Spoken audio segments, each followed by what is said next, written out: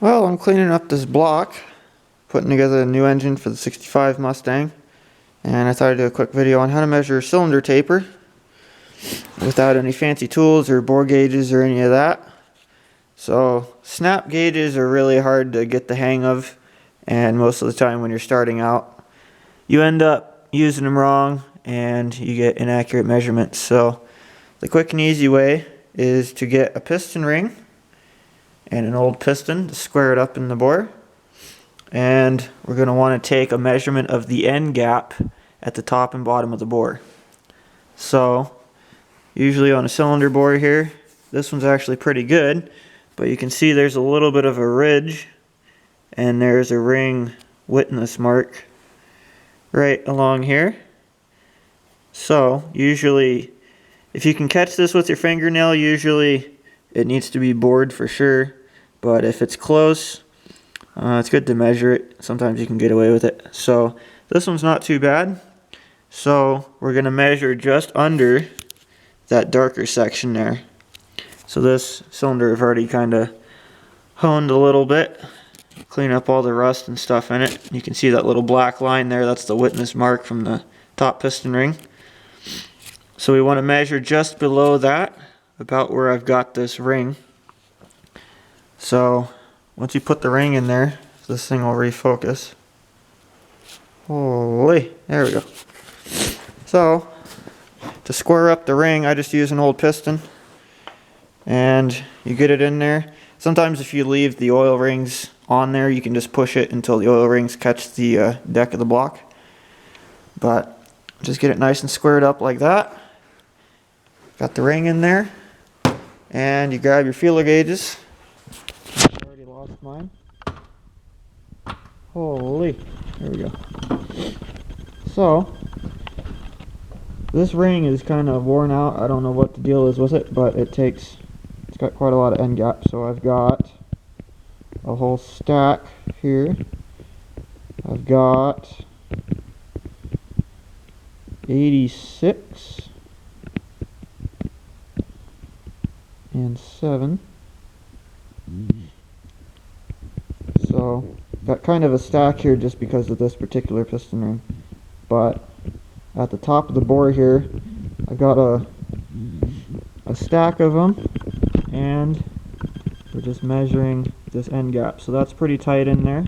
I went up the next size and it wasn't really going in, it was really tight.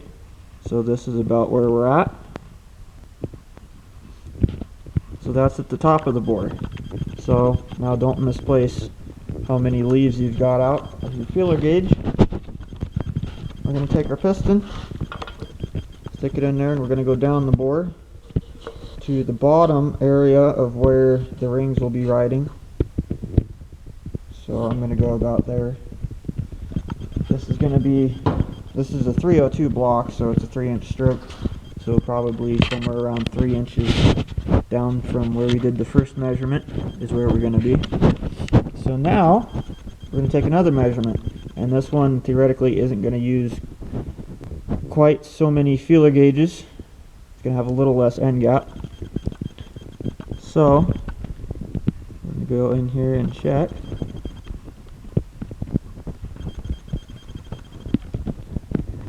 Had this one pretty close. Yeah, that's a nice tight fit in there. So that's what we've got. So the difference, the first time out I had this stack plus a 6/1000th. Had this stack of leaves and a 6/1000th in the top, and that was pretty tight in there. And then this time at the bottom of the bore, without the 6/1000th, it was perfect. So that means we've got 6/1000ths of difference in the gap of the ring. Now that doesn't mean you have 6/1000ths of taper. That means that the circumference of the bore is 6/1000ths kind of longer at the bottom. So we got to divide that by pi, 3.14, and we'll get the difference. So this is a little bit less than 2/1000th inch taper difference from the top of the bore to the bottom of the bore. And that is generally within spec. Usually 2/1000ths is a pretty good number to go by for taper. If you're just kind of throwing together a reasonably stock motor, you know, you can get away with a little more. But I'm going with 2 thousandths is my limit, and this is going to be just under 2 thousandths, so I think we're good. So that's the quick and dirty way. Comes in kind of handy if you're at a junkyard and you're looking at a short block or something. You can put one of the pistons at bottom dead center, and if you've got a ring and feeler gauge, you can check the cylinders for taper before you go pull an engine out of the junkyard, so you know if you're gonna have to bore it or not. But anyways, there's how we measure cylinder taper.